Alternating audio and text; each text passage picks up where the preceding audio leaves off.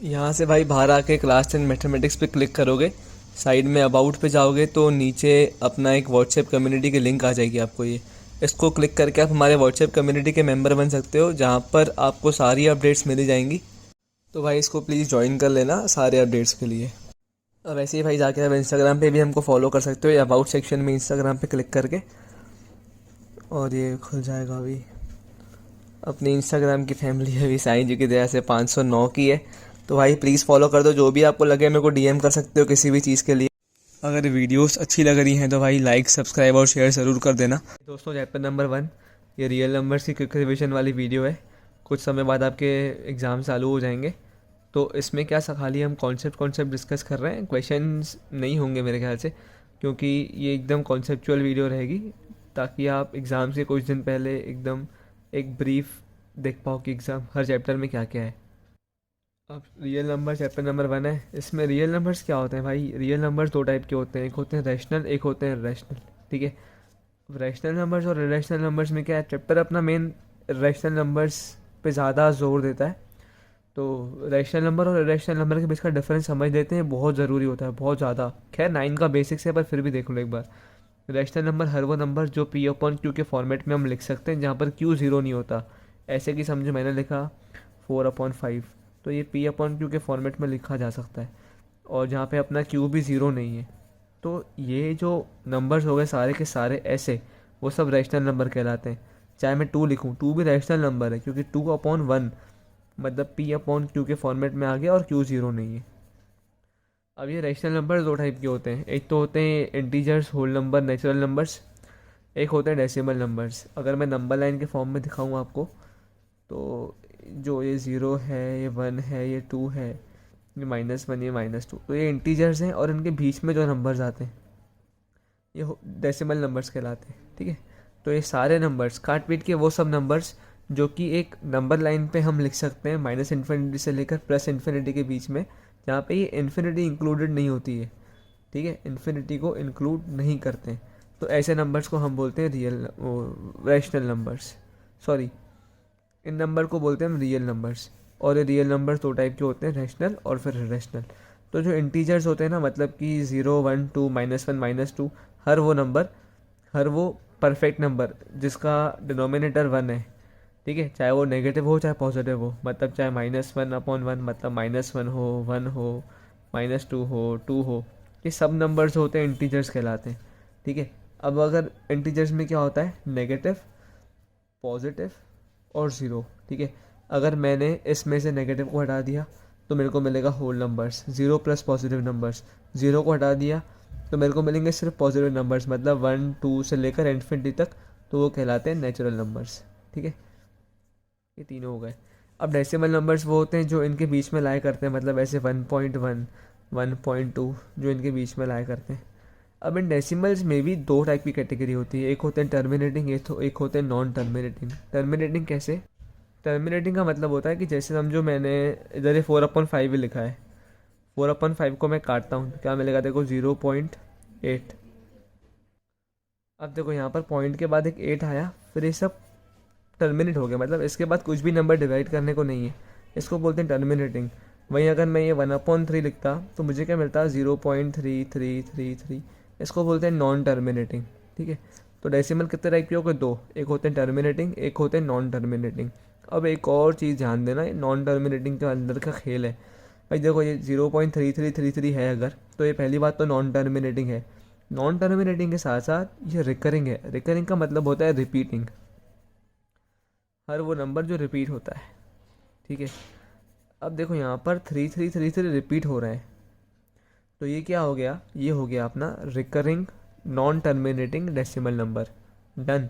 अब अगर समझो एक नंबर ऐसा आता 0.3467954132, अब ये डेसिमल नंबर है, जो कि डेसिमल आ गया। ये नॉन टर्मिनेटिंग भी, क्योंकि ख़त्म नहीं हो रहा है। ठीक है, ख़त्म नहीं हो रहा है। पर देखो ये नॉन रिकरिंग है, मतलब कि नॉन रिपीटिंग है, मतलब कि यहाँ पर ऐसा कोई भी नंबरों का पैटर्न नहीं है जो रिपीट हो रहा हो। ये कोई ऐसी सीक्वेंस नहीं बन रही है कि हम हाँ बोल सकें यार कुछ कुछ नंबर भी रिपीट हो रहे हो भले। जैसे अगर मैं बोलूँ 0.353535, तो 3535 रिपीट हो रहा है बार बार, तो ये समझ में आता है कि हाँ भाई ये भी रिपीटिंग वाला केस है। पर यहाँ पर देखो, यहाँ पर अभी भी ये 0.34679 यहाँ पे कुछ भी रिपीट नहीं है, रिकरिंग नहीं है, तो इसको बोलते हैं नॉन रिकरिंग। और ऐसे, ये ध्यान देना भाई, बहुत ज़रूरी चीज़ है, ऐसे non recurring, non terminating decimal number जो होते हैं इनको हम बोलते हैं इरेशनल नंबर। ज़्यादा कंफ्यूज नहीं होना, इसके सिंपल एग्जांपल्स होते हैं कि जो भी हम रूट लेते हैं ना, जैसे रूट 2 लिया, रूट 3 लिया, रूट 5 लिया, सारे के सारे नंबर्स जिनके कोई भी जो परफेक्ट स्क्वायर्स नहीं होते उन सबके रूट लेंगे ना अगर, तो हमको हमेशा एक इरेशनल नंबर ही मिलेगा। ठीक है, रूट 2 का आप करोगे तो आपको मिलेगा 1.414 और बंदा बड़ा खुलते जाएगा ये, तो फिर क्या होगा कि ये एक इरेशनल नंबर है। ठीक है, रूट 3 भी एक इरेशनल नंबर है, रूट 5 भी इरेशनल नंबर है, रूट 4 क्यों, क्योंकि ये 2 हो जाएगा ना, 2 हो गया अपना रैशनल नंबर। हर वो नंबर जो परफेक्ट स्क्वायर नहीं है, याद रखना। उसके अलावा जो नंबर्स होते हैं उनके रूट लेने पे हमेशा अपने को इरेशनल नंबर मिलेगा। ये बेसिक्स बहुत ज़रूरी है, समझ में नहीं आ रहा हो तो एक बार रिपीट करके देख लेना, ये आना चाहिए बेसिक समझ में, तो आगे आपको और चीज़ें समझ में भी आएंगी। अब नेक्स्ट देखो अपने सिलेबस में फंडामेंटल थ्योरम ऑफ अरिथमेटिक, ये बहुत ज़रूरी है भाई। क्या होता है इसमें, क्या दो स्टेटमेंट्स हैं काट पीट के जो मेन ज़रूरी होते हैं इस चीज़ के लिए। वो दो स्टेटमेंट्स कुछ ऐसे हैं कि ये कहता है every composite can be expressed as the product of its primes. बहुत ध्यान देने की चीज़ है भाई, कंपोजिट नंबर अपने को पता होता है क्या होते हैं। हर वो नंबर जिसके फैक्टर्स होते हैं 2 या उससे ज़्यादा। 2 फैक्टर्स कौन से होते हैं, एक तो वो नंबर खुद, जैसे मैंने समझो 24 बोला, 24 के फैक्टर्स निकालो, एक तो वो नंबर खुद होगा ही होगा, 100% बात है। फैक्टर मतलब हर वो नंबर जो डिवाइड कर सकता है नंबर को। ठीक है, हर वो नंबर जो इस नंबर को डिवाइड कर सके उसको फैक्टर बोलते हैं। तो 24 का फैक्टर 24 एक खुद तो होगा ही होगा, एक 1 होगा। ये 2 फैक्टर हर किसी नंबर के कॉमन होते हैं, हर किसी के, अब चाहे 2 लो, चाहे 3 लो, चाहे 4 लो, चाहे 5 लो, हर किसी के कॉमन होंगे। इन दोनों के अलावा अगर कोई फैक्टर होता है, एक तो नंबर इटसेल्फ, दूसरा एक 1, इन दोनों के अलावा अगर किसी भी नंबर का कोई भी फैक्टर आ जाता है तो उसको हम बोलते हैं कंपोजिट नंबर। ठीक है, जैसे यहाँ पर देखो 12 आ जाएगा, 3 आ जाएगा, 6 आ जाएगा, 2 आ जाएगा, तो ये कंपोजिट नंबर है। स्टेटमेंट कह रहा है every composite can be expressed as the product of its primes. Prime number मतलब वो नंबर, जैसे समझो 2 है, प्राइम नंबर मतलब वो जिसके खाली 2 ही फैक्टर हो सकते हैं, एक तो वो नंबर खुद और दूसरा होता है 1। ठीक है, देखो 2 के 2 ही फैक्टर होंगे, 2 को डिवाइड करने के लिए 2/2 1 आ जाएगा, 2/1 2 आ जाएगा। 2 को सिर्फ और सिर्फ 2 नंबर डिवाइड कर सकते हैं। 3 भी एक प्राइम नंबर है, 5 भी एक प्राइम नंबर है, 7 भी प्राइम नंबर है, 11 भी एक प्राइम नंबर है। ये वो सब नंबर्स होते हैं जिनको ओ या 1 डिवाइड कर सकते हैं और कोई डिवाइड नहीं कर सकता। ठीक है, प्राइम कंपोजिट का फ़र्क बहुत ज़रूरी है स्टेटमेंट जानने के लिए। तो क्वेश्चन स्टेटमेंट कह रहा है भाई हर कंपोजिट को हम एक्सप्रेस कर सकते हैं उसके प्राइम नंबर के प्रोडक्ट के ज़रिए। वो कैसे कर सकते हैं, ये फैक्टर की समझना। 48 है, ठीक है, मैंने 48 को लिखा है 2 × 24। ठीक है, 24 को लिखा है 2 × 12, 12 को लिखा है 2 × 6, 6 को लिखा है 2 × 3। तो 48 क्या हो गया, 2 × 2 × 2 × 2 × 3, मतलब 2 अपन ने 4 बार मल्टीप्लाई किया तो 2 की पावर 4 डॉट मतलब मल्टीप्लीकाई 3। 48 को मैंने किस फॉर्मेट में लिख दिया, 2 की पावर 4 डॉट 3। अब देखो ये कंपोजिट नंबर है, every composite number can be expressed मतलब equals to can be expressed as the product of its primes. देखो 2 और 3 प्राइम नंबर है, इसके प्राइम नंबर के प्रोडक्ट के ज़रिए हम इनको एक्सप्रेस कर सकते हैं हर कंपोजिट नंबर को। ये अपनी फंडामेंटल थ्योरम ऑफ अरिथमेटिक बोलती है। डन। जैसे 4095 है, इसका भी अगर आप वो लोगे ना, प्राइम फैक्टर्स निकालोगे, ये तो अपन ने फैक्टर नहीं बनाया, अपन आज तक ऐसे करते हैं। देखो तो 4095 का जब आप बनाओगे तो 3 × 1365, 3 × 4555, 5 × 91, 7 × 13, 13 × 1, तो देखो सारे फैक्टर्स आ गए। अब 4095 कैसे लिखा है, 3 2 बार है, 5 एक बार है, 7 एक बार, 13 एक बार। तो ये 4095 जो खुद में कंपोजिट नंबर है उसको हमने एक्सप्रेस किया है प्रोडक्ट ऑफ इट्स प्राइम्स। देखो 3 5 7 13 सब प्राइम नंबर्स हैं। ठीक है, तो फर्स्ट स्टेटमेंट तो समझ में आ गया, प्रूव हो गया, हाँ सही है। दूसरा स्टेटमेंट क्या है, prime factorisation of every number is unique. भाई ये बहुत ज़रूरी है, अपना एक एनसीईआरटी पे क्वेश्चन है इस पर, वो अपन ने मेन वीडियो में कवर किया, आप उसको वहाँ देख सकते हो, पर यहाँ मैं खाली कॉन्सेप्ट समझा रहा हूँ। देखो अगर ये 48 को मैंने लिखा है 2⁴.3, भाई ध्यान से समझना, अच्छी चीज़ है बहुत। तो मैं ऐसा नहीं बोल सकता कि यार ये कुछ टेंटेटिव है, मतलब हम इसको चेंज कर सकते हैं, नहीं। 48 का 2⁴.3 होता है, डन, ख़त्म, इसका कोई भी ऑल्टरनेटिव नहीं है भाई, ये ऐसा का ऐसा ही रहेगा। आप अगर मैंने समझो कोई नंबर ऐड कर दिया, मैं बोलूँ नहीं मेरे को तो करना है भाई 24.3.3 कर दिया, तो भाई ये नंबर ही चेंज हो गया। ये हो जाएगा 48 इंटू 3, 96, 3, 18, 28, ये हो जाएगा भाई नंबर 288, नंबर ही चेंज हो गया। इसलिए भाई 48 का जो प्राइम फैक्टराइजेशन है वो हमेशा यही रहेगा, हम कभी भी इसको चेंज नहीं कर सकते।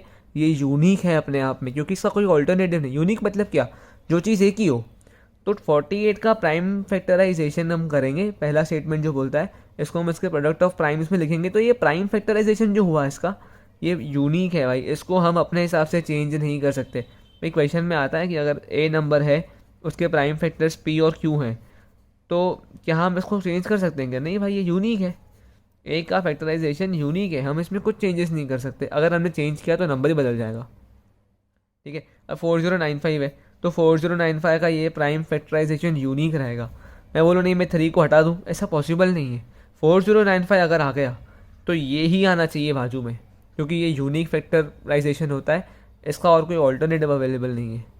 जैसे समझो अगर मैं 12 बोलूँ, मैं बोलूँ यार 12 6 × 2 होता है, ये तो यूनिक हुआ, नहीं भाई, अच्छा ऐसे मत उलझ जाओगे। समझो भाई ऐसे मैं लिखता हूँ ए, ऐसा लिखा मैंने, और बोलूँ भाई ए तो ऐसा ही होता है, पर नहीं भाई ए ऐसा भी हो सकता है ना, ये कैपिटल ए स्मॉल है, समझ, एक ज़रिए से बता रहा हूँ। ऐसे ही भाई ये ऐसी चीज़ है कि ये एक यूनिक है, मतलब ख़त्म, इसका कुछ भी ऑल्टरनेटिव नहीं है। इसको ध्यान से देखना एकदम, prime factorisation of every number is unique. Third चीज़ है अपनी relation between numbers and their HCF and LCM. ये भी अपने को बहुत काम आती है 1.2 में। असल में क्वेश्चन क्या बोलता है कि दो नंबर्स होते हैं, अगर हम उनके एचसीएफ और एलसीएम निकालते हैं तो उनके बीच में और नंबर्स के बीच में क्या रिलेशन होता है। जैसे मैंने यहाँ पे दो नंबर ले ली ए और बी, और मैंने कहा भाई इनका एलसीएम कुछ आया, इसका एचसीएफ कुछ आया, तो अगर हम इसके एलसीएम को उसके एचसीएफ से मल्टीप्लाई करते हैं ना, तो हमें हमेशा वो नंबर्स का प्रोडक्ट मिलता है। मतलब अगर मैं ए इंटू बी करता हूँ तो वो मेरे को एलसीएम इंटू एचसीएफ के इक्वल आना चाहिए। क्वेश्चन में अपने को एलसीएम दिया है और दो नंबर दिए हैं, 1 मार्क में आ सकता है, गैस है, तो एचसीएफ निकालने को बोल देगा, तो ए इंटू बी अपॉन एलसीएम कर देंगे तो अपने को एचसीएफ आ जाएगा। या एलसीएम निकालना हो और एचसीएफ ए और बी दिए हो, तो ए इंटू बी अपॉन एचसीएफ करेंगे तो एलसीएम आ जाएगा, इक्वल्स टू किस तरफ ले आया।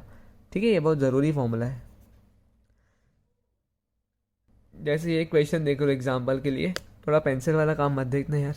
एग्जाम्पल नंबर 6 में क्या है, 6 के देखो फैक्टराइजेशन किया हुआ है, तो अपन ने प्राइम फैक्टराइजेशन के ज़रिए इसका एलसीएम और एचसीएफ निकाला है। अच्छा क्वेश्चन है बहुत। 6 और 20 है ना, इसका अपने को एचसीएफ एलसीएम निकालना है। 6 कौन सा चल रहा है, प्राइम फैक्टराइजेशन मेथड। ठीक है, एग्जामिनेशन में है ये, ध्यान करना। दो नंबर अगर होते हैं 6 और 20 है, तो 6 को लिखा मैंने 2 × 3, इसके फैक्टर्स निकाल दिए, इधर देखो 20 के निकाल दिए 2 to 5। ठीक है, यहाँ पे लिख दिए। अब एलसीएम कैसे निकलता है, सॉरी एचसीएफ कैसे निकलता है, पहले एचसीएफ निकालते हैं, हाईएस्ट कॉमन फैक्टर। हर वो नंबर, याद रखना, हर वो नंबर फैक्टर जो इन दोनों में कॉमन है, जैसे यहाँ पर है 2 कॉमन दोनों में, तो एचसीएफ क्या हो गया 2। अब एलसीएम कैसे निकलता है कि जो अपना एचसीएफ आया, जो कॉमन नंबर आया, उसको पहले वैसा का वैसा लिख दो। ठीक है, गोला कर दिया। अब इस गोले को छोड़ के जो नंबर बचे 3, 2 और 5 बच गया, इनको यहाँ मल्टीप्लाई कर दिया, क्या आ गया 60। ठीक है, 2 को एक अलग कर दिया, 3 to 5 कर दिया, 60 आ गया। तो ये 60 जो आया ना, ये अपना एलसीएम है, और एचसीएफ क्या है 2। अपन ने भी फॉर्मूला देखा था, देख लो, एलसीएम इंटू एचसीएफ क्या होगा 60 × 2 120, और इसको कर लो ए इंटू बी, 6 × 20 क्या आ जाएगा 120। Hence verified. वेरीफाई करने का क्वेश्चन भी आ सकता है एग्जामिनेशन में। ये भाई क्वेश्चन है अपना, ये वो यूनिक नंबर वाला क्वेश्चन है, बहुत ज़ोरदार। ये अपन ने डिस्कस किया है मेन वीडियो में, आप उससे देख सकते हो, वो वीडियो की लिंक डिस्क्रिप्शन में दे देंगे नीचे। अब एलसीएम और एचसीएफ क्या होते हैं, हल्का सा ये ब्रीफ में समझ लो। ये एलसीएम और एचसीएफ समझ में आने चाहिए। अगर अपन रटने के पीछे बैठे ना कि अगर हाईएस्ट नंबर आ गया, एनसीईआरटी में क्वेश्चन है बहुत ज़ोरदार है, उसमें मैक्सिमम निकालना है, पर असल में एलसीएम निकलता है, उसमें क्वेश्चन में लिखा है मैक्सिमम। नहीं नहीं, अगर हाईएस्ट वर्ड आया हम बोले एचसीएफ निकालना है, लोवेस्ट वर्ड आया हम बोले एलसीएम निकालना है, अभी अपना कॉन्सेप्ट ही ख़राब है। अगर इसके पीछे चल रहे हो तो भाई परेशान हो जाओगे। एलसीएम और एचसीएफ जो होते हैं ना, उसके पीछे की कहानी समझना ज़रूरी है। पहले समझते हैं एलसीएम और एचसीएफ क्या होता है। पहली बात तो ये होता है lowest common multiple, least common multiple. ये होता है मल्टीपल, ये होता है हाईएस्ट कॉमन फैक्टर, ये होता है फैक्टर। मल्टीपल मतलब क्या? मल्टीपल मतलब भाई ये 6 × 1 6 आया, 6 × 2 12 आया। अगर मैं बोलूँ भाई 6 के मल्टीपल्स क्या हैं, तो 6 के मल्टीपल्स क्या होंगे? 6 × 12 18 24 30। ये जो इक्वल्स टू के बाद आते हैं ना, इनको बोलते हैं मल्टीपल्स, मल्टीप्लाई करने के बाद जो आंसर आया। ठीक है। फैक्टर्स क्या होते हैं? फैक्टर मतलब हर वो नंबर, याद रखना, फैक्टर मतलब हर वो नंबर जो उन्हें डिवाइड कर सकता है। अगर मैं 6 बोल रहा हूँ तो 6 को डिवाइड कौन कर सकता है? 2 कर सकता है और 3 कर सकता है। तो अपना 2 और 3 इसका फैक्टर हो गया। मैं बोल 20 का फैक्टर क्या है? तो 20 को कौन कौन डिवाइड कर सकता है? 2 डिवाइड कर सकता है, 2 डिवाइड कर सकता है, 5 डिवाइड कर सकता है। या इसको ऐसे भी लिख सकते हो कि 6 के फैक्टर्स क्या हो जाएंगे? देखो 6 को डिवाइड करना है तो 6 को 2 डिवाइड कर सकता है, ठीक है, 6 को 3 डिवाइड कर सकता है, 6 को वो 6 खुद डिवाइड कर सकता है, और 6 को 1 डिवाइड कर सकता है। ये फैक्टर्स हो गए मेन।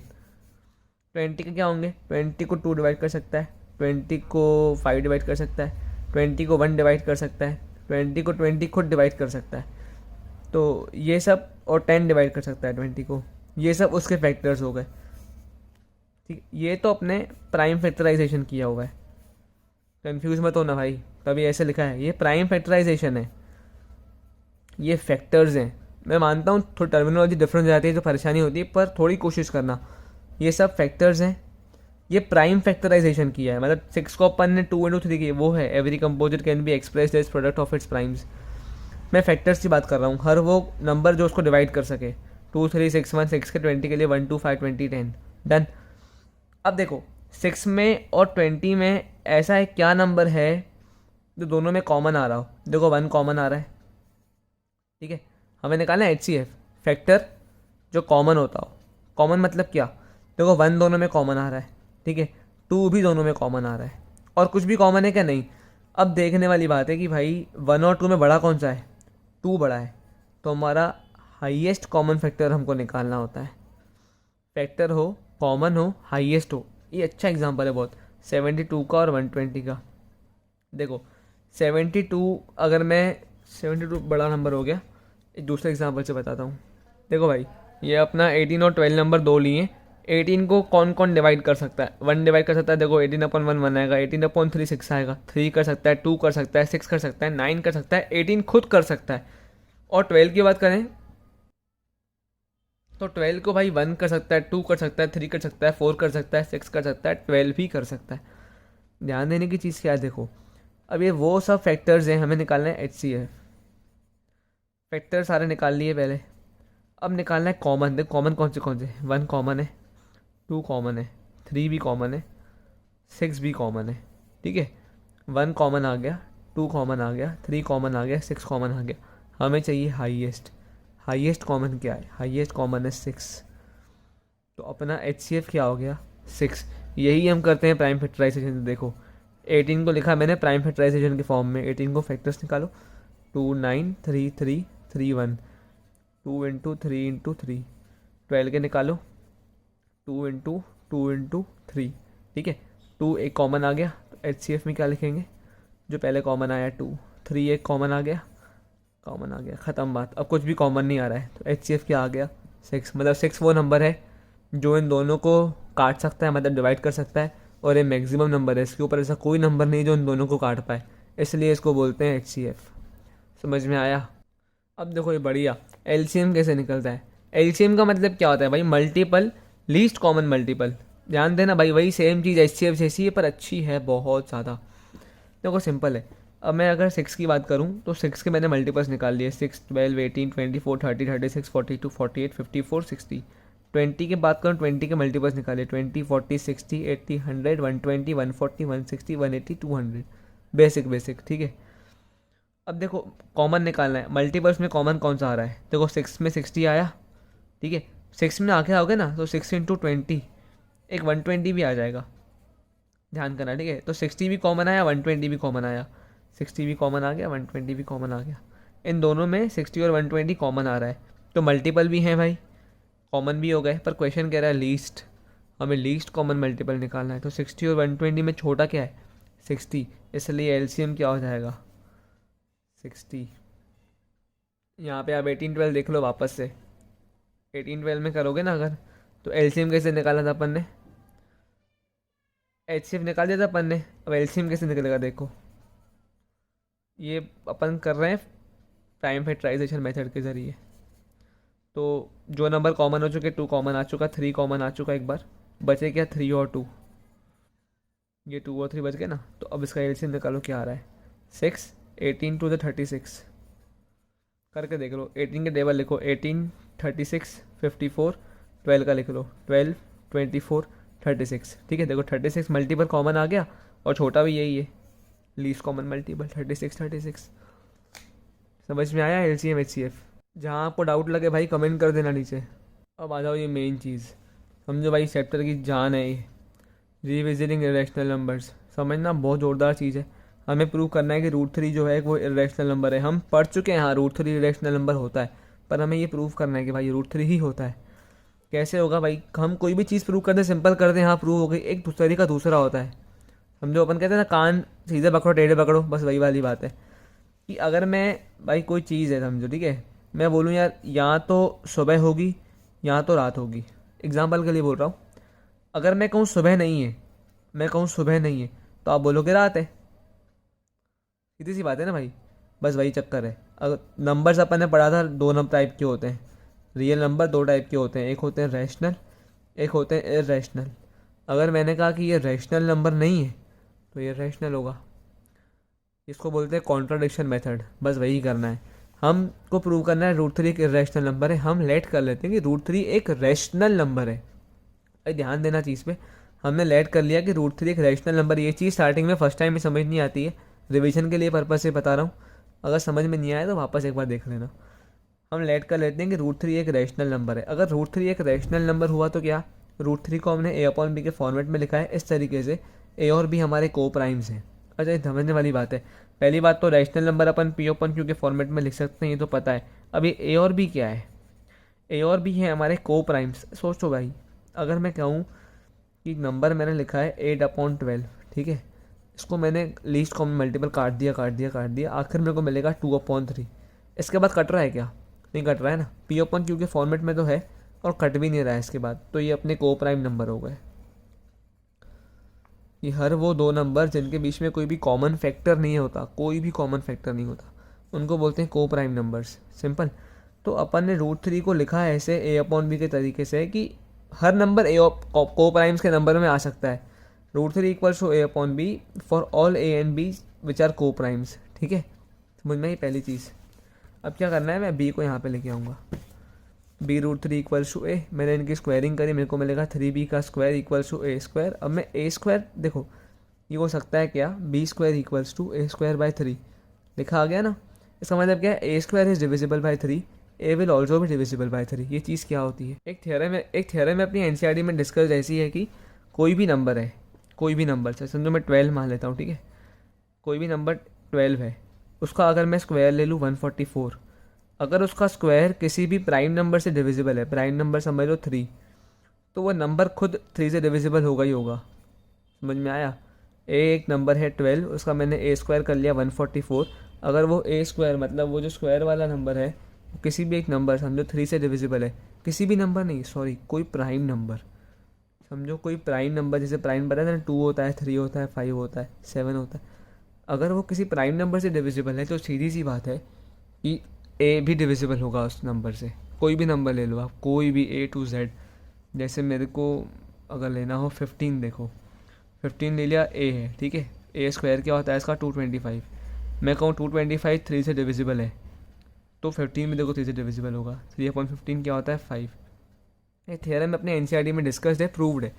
इसको प्रूव नहीं करना पड़ता, इसका स्टेटमेंट लिख सकते हैं अपन। हेंस a² जो है, देखो यहाँ पे दिखा रहा है ना, a² जो है 3 से डिविजिबल है, तभी तो b² आंसर में आ रहा है ना। इक्वल में क्या आ रहा है, b²। a² को अपन ने 3 से कुछ काटा, अपने को b² मिल रहा है, मतलब a² डिविजिबल है, a² इज डिविजिबल बाई 3, इसका मतलब a विल बी ऑल्सो भी डिविजिबल बाई 3। एक समझ में आ गई चीज़ भाई कि a/3 करने पे कुछ ना कुछ तो नंबर आ रहा है। देखो मैं इसके एग्जांपल से बताता हूँ। a²/3 किया, 144/3 किया, क्या आया, 3 4 12, 3 8 24। ठीक है, समझो ये a² है, ये 3 है और ये b² है। वही बात हो गई ना, a² को 3 से डिवाइड किया, b² मिला। ठीक है, अब यही अगर मैं इस 12 को डिवाइड कर रहा हूँ 3 से, ठीक है, मतलब मैं ए को डिवाइड कर रहा हूँ 3 से, तो मुझे कोई ना कोई नंबर मिल रहा है यहाँ पे, नंबर जैसे वो 4 है, तो मैं इसको सी मान लेता हूँ, क्योंकि मेरे को नंबर यहाँ पता नहीं ना क्या नंबर, कुछ भी हो सकता है। तो अगर मैं ए स्क्वायर को डिवाइड कर रहा हूँ 3 से, वो डिविजिबल है, और मैं ये लिख रहा हूँ कि ए विल ऑल्सो भी डिविजिबल बाय 3, मतलब ए को 3 से डिवाइड करने में कोई ना कोई नंबर तो आएगा आंसर के फॉर्मूले में, कोई ना कोई भी आएगा, उसको मैंने सी मान लिया, लेट कर लिया। तो अब देखो ए क्या हो जाएगा 3C। और ये एकदम समझ में नहीं आता है, एक दो बार देखना। Then A equals to 3C, 3 को यहाँ ले आया। अब मेरे को ये चीज़ मिली, मैंने इसको स्क्वायर किया वापस से, तो मेरे को मिलेगा A square equals to 9C square, ठीक है। ये सेकंड नाम दे दिया मैंने इसको। अब सोचने वाली बात है कि मैं ए स्क्वायर को 3B स्क्वायर भी लिख रहा हूँ ऊपर, और मैं यहाँ पर ए स्क्वायर को 9C स्क्वायर भी लिख रहा हूँ, तो 3B square equals to 9C square हो गया। यहाँ पर मैं ए स्क्वायर की वैल्यू 3B स्क्वायर पुट कर देता हूँ। By equation 1 and 2, 3B square equals to 9C square, b square equals to 3C square. ये काटने पे इसका मतलब क्या हुआ, b square is divisible by 3, b is also divisible by 3।